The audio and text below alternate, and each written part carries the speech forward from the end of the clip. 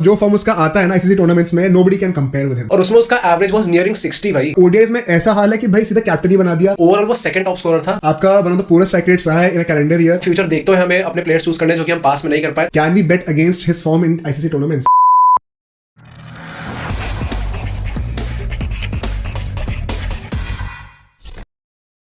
What's up everybody? Welcome back to Bro Sports, Where it's all fun and games. This is Aditya And this is Mohit. और आज हम बात करेंगे about Shikhar Dhawan from captaining India in the ODIs to now being sidelined against Sri Lanka. Right. मतलब life has come full circle for him और अभी कुछ पता नहीं चल रहा है कि उसके साथ exactly क्या हो रहा है, तो फिगर आउट करने की कोशिश करते हैं। Let's begin. तो वीडियो को स्टार्ट करते हैं with which is in my opinion the biggest turning point of his career, the 2019 ODI World Cup. कई लोग कहेंगे कि है नहीं है, we can disagree on that, this is just our opinion. Right. But मुझे ऐसा लगता है कि वहां पे with Shikhar Dhawan India was one of the best sides, probably the favorites, and हम सबको पता है यार कि Shikhar Dhawan in ICC tournaments is a different breed. Exactly. Yeah. मतलब जो फॉर्म उसका आता है ना ICC tournaments में, nobody can compare with him. Right. But जैसे ही वो इंजर्ड होता है मिड टूर्नामेंट में, उसको जाना पड़ता है, उसके बाद से इंडिया लुक मिजरेबल और फिर हमने रिजल्ट देखा है कि हम न्यूजीलैंड के अगेंस्ट सेमीफाइनल से बाहर हो जाते हैं। Exactly. अगर वहां पे शिखर धवन होता, who knows, maybe we could have won that World Cup, maybe we could have played in the finals, but ठीक है, it was not meant to be। और वहां से ना थोड़ा सा शिखर धवन के पर्सनल करियर में भी डाउनफॉल शुरू होता है, क्योंकि यहाँ से हम आते हैं 2020 में, जहाँ पे मोस्ट ऑफ द ईयर में, जैसे कि हम सब जानते हैं, कोविड-19 पैंडेमिक था, तो ज्यादा इंटरनेशनल मैचेस तो नहीं हुए थे। Right. बट आईपीएल में क्या रिकॉर्ड था भाई? आईपीएल की बात करें तो उसका रिकॉर्ड काफी अच्छा था, क्योंकि ओवरऑल वो सेकंड टॉप स्कोरर था behind KL Rahul, obviously 52 runs behind to be specific. पर उसका जो स्ट्राइक रेट था वो बात ही देखनी है, क्योंकि उसका स्ट्राइक रेट 144 था as comparison to KL Rahul उसका 129 था। और केएल राहुल से कंपैरिजन करने का पॉइंट ये है कि in the coming world cups that we will discuss, 2021 का वर्ल्ड कप हो गया, 2022 का वर्ल्ड कप हो गया, KL Rahul was the one who replaced Shikhar Dhawan in the opening spot. Exactly. तो उन दोनों को कंपेयर करना जरूरी है। यहाँ पे in my opinion Shikhar Dhawan clearly had the edge, क्योंकि स्ट्राइक रेट उसकी बहुत बेटर थी और रन्स ठीक है, मतलब एक मैच में he could have covered that. But ठीक है, 2020 अच्छा गया उसका, in my opinion better than KL Rahul at least in the T20s। 2021 में आते हैं अब, जहाँ पे आईपीएल के फर्स्ट हाफ में हमने देखा था कि Shikhar Dhawan was the leading run scorer, but second half आते आते, क्योंकि उस साल भी दोबारा कोविड की वजह से आईपीएल दो हिस्सों में डिवाइड हो गया था, आप लोगों को याद होगा। Second half which was just before the T20 world Cup in 2021, उसके एंड आते तक क्या रिजल्ट्स थे? So ultimately Shikhar Dhawan finish as the fourth highest top scorer in IPL, 39 runs behind KL Rahul. और उस टाइम पे उसका स्ट्राइक रेट थोड़ा गिर गया था, शिखर धवन का 124 था और केएल राहुल का 138 था। सो आई थिंक इस रीजन से ही उसे केएल राहुल को चूज किया था 2021 वर्ल्ड कप। एग्जैक्टली, क्योंकि T20 वर्ल्ड कप में एज ओपनर्स हमारा जो इंटेंट रहा है, which we have not been able to fulfil by the way, कि हम लोग को ओपनिंग स्लॉट जो हमारा ओपनर्स है पहले के 6 ओवर्स में पावर प्ले में अच्छा स्कोर करना है, एग्जैक्टली ब्रिस्क रन रेट से स्कोर करना है। तो वो इंटेंशन लेके हम लोग केएल राहुल को चूज करके गए थे। ठीक है, 2021 में मेरे को समझ में आता है, I think he had a better strike rate over Shikhar Dhawan, and Shikhar Dhawan का वहां से फॉर्म थोड़ा डिप करना शुरू हुआ था, specially the rate at which he was scoring. So it made sense to have KL Rahul at that point of time. पर ये तो हमने T20 की बात कर ली, आईपीएल की बात कर ली, उसमें भी उसका फॉर्म अच्छा था। बट जो मेन चीज है कि ओडीआई में भी उसका फॉर्म बहुत ज्यादा अच्छा था, क्योंकि उसने 6 मैच ईच खेले थे इन 2020 या 2021, और उसमें उसका एवरेज वाज नियरिंग 60 भाई दोनों साल में। हाँ। तो मतलब फॉर्म उसका at least in one format was intact. Exactly. Test में वो काइंड ऑफ साइडलाइन हो चुका था तब तक, बट 2022 में आते हैं हम लोग और अब हमें पता चलता है कि वो T20 टीम से भी साइडलाइन हो ही चुका है, just sticking to the ODIs. और ओडीआईज में ऐसा हाल है कि भाई सीधा कैप्टन ही बना दिया whenever Rohit Sharma was absent. Shikhar Dhawan has been leading the team, B team कह लो उसको, जो भी कह लो, बट जब भी रोहित शर्मा नहीं होता है तो हमेशा शिखर धवन ही लीड कर रहा होता है। Right. ठीक है, तो वो बनता है हमारा captain of ODIs in 2022 for the majority of the year. But वहां से उसका फॉर्म जो है ना, हम देखते हैं कि थोड़ा डिप करना शुरू हो गया था। In fact in 22 matches he scored 688 runs, 34.4 की एवरेज थी, which in my opinion as an opener is a little below par for a team like India. ठीक है, यहाँ पे मेन कंसर्न पता क्या आता है? The strike rate.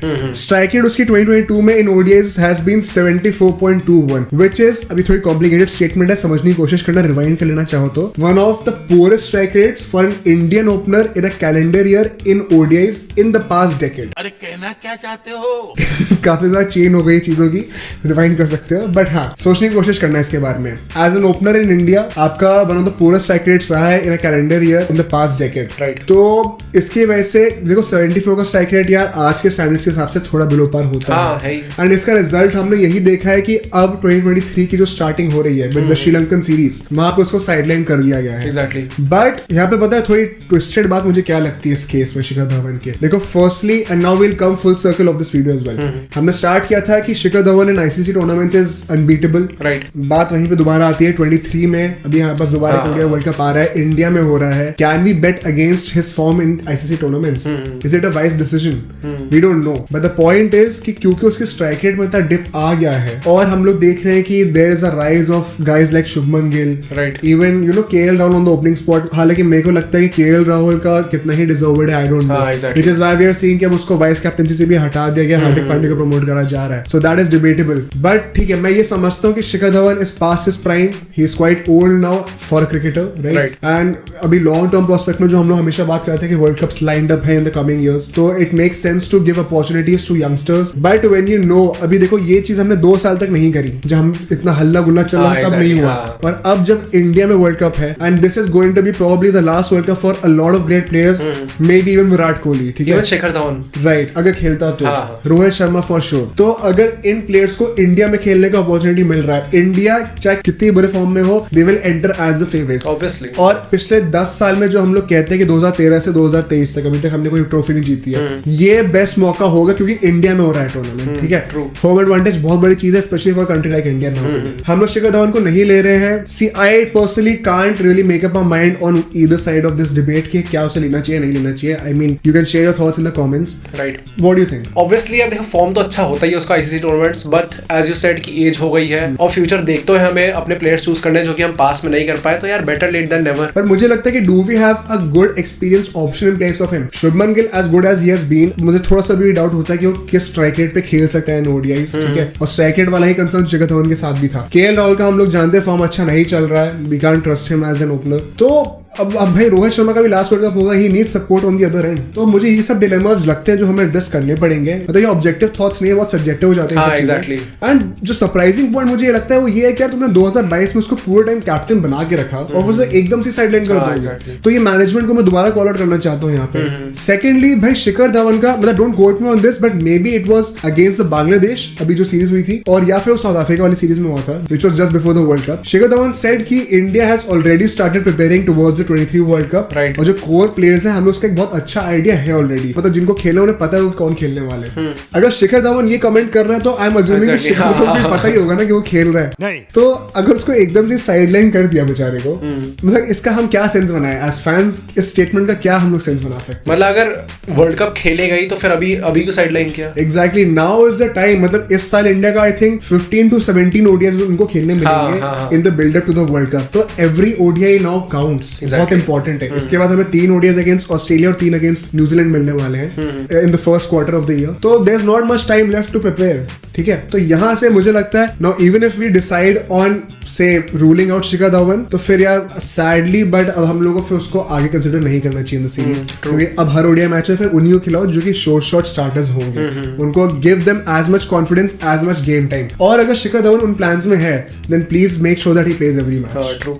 So that's it for today guys, we hope you like the video. Do like, share, subscribe और bell icon भी दबा दो। और आप हमें कमेंट करके बताओ कि would you like to see Shikhar Dhawan starting in the 23 world cup? Besides हम ट्विटर, इंस्टाग्राम, फेसबुक पे भी हैं, तो हमें वहां पे भी चेक कर लो। And we'll see you guys in the next video.